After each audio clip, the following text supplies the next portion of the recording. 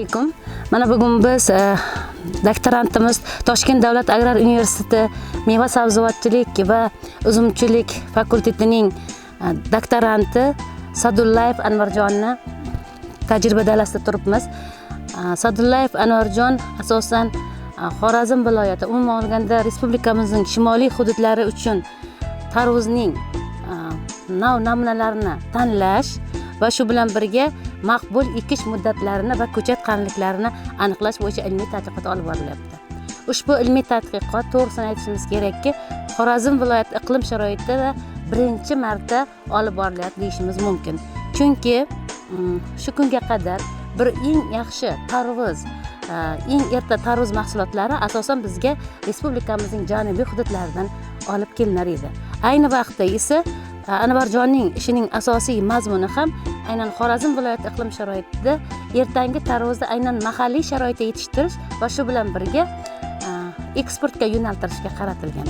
Hozir biz tadqiqotlarimizga asosan 7 ta tarvuz namunalarini jalb etganmiz va hozirgi vaqtda biz ularni hosil yig'im terimini davrida turibmiz.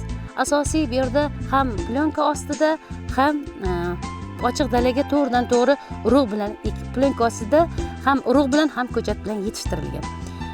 Biz asosan 4 ta ekish muddatini olganmiz. Bunda bizda 10-mart, 20-mart, 1-aprel va 10-aprel muddatlarida urug'lar ham ko'chat shaklida tarvuz, ham urug' shaklida plyonka ostiga yetilgan.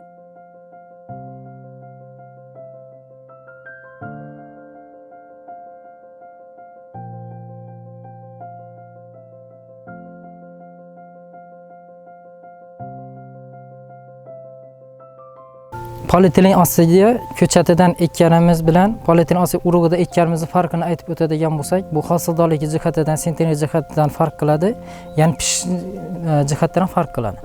Ya'ni biza polietilen osti ko'chatini ekadigan bo'lsak, oldinroq urug'dan ekkandan nisbatan 10 kun oldin, 15-10 kun oldin bu tarvuzlarimizni yetishtiramiz. 10 kun, 15 kundan keyin esa ko'chatidan urug'idan ekkanimiz yetishib chiqadi. Bu yerda katta kichikligi bo'yicha farq qiladi. Ko'chatiniki o'rtacha 10 kilogramm deb oladigan bo'lsak, urug'idan esa 15 kilogramm tashkil qiladi. Qarang, bu yerda ko'chat qanday og'irlikda, urug' qanday og'irlikdagini farqlasak ham bo'ladi. Ya'ni urug'i juda katta massasi og'irlik jihatidan farq qilishi, ko'chata ekansa, u massa jihatdan yengilroq bo'lishidan ham farqlab o'tishimiz mumkin. Bundan tashqari ko'chatimiz biz oldinroq 10 kun oldin, 15 kun oldin bizda aholiga iste'mol qilish uchun tarvuz yetishtirib berishimizda juda katta yordam beradi. Chunki bizda tashqi muhit, shimoliy hudud sovuq bo'lgani sababli ko'chatimiz polietilen ostida sovuqda turadi. Ya'ni himoyalangan holatda bu sovuq urib ketmaydi.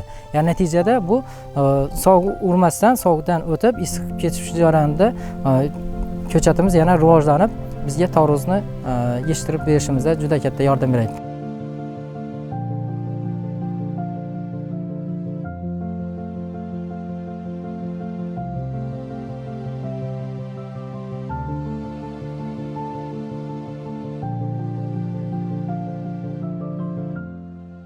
Mana hozirgi kunda butun dunyoda, qolaversa respublikamizda ham birinchi o'rindagi asosiy muammo bu kelajak avlodning oziq-ovqat xavfsizligini ta'minlash muammosi.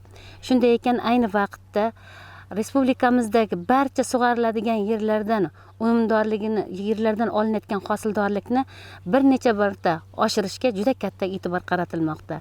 Shu jumladan biz tadqiqotlarimizni asosan Xorazm viloyati Xonqa tumanida olib boryapmiz.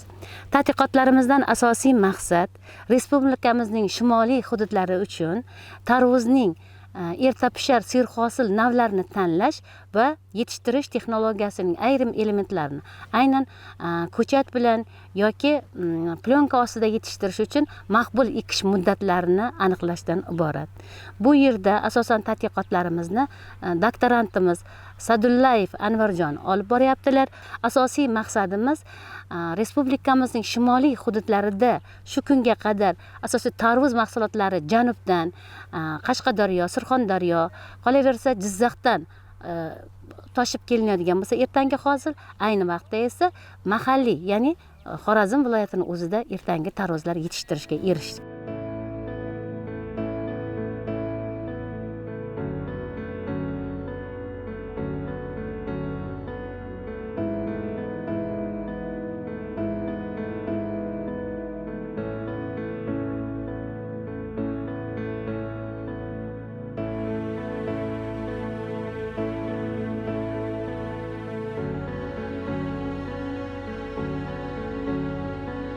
Bu ilmiy ishimda ustozim Amanov Maxburat ustozimga juda katta rahmat, chunki bu dalada bu hosilni bo'lishida shu ustozimni yuqorida ilmiy bo'limda o'tirgan ustozlarimizdan hammasini qo'llab-quvvatlashi natijasida bu darajada hozirgi kunda hosillarni yuqori hosil olib, jadallik bilan olib boramiz. Men yuqoridagi ustozlarim hammasiga, Amanov Maxburat ustozim, Kamoliddin ustozimiz, Ubaydulla ustozlarimiz, ilmiy bo'limdagilar barchalariga katta o'zimni minnatdorchiligimni bildiraman.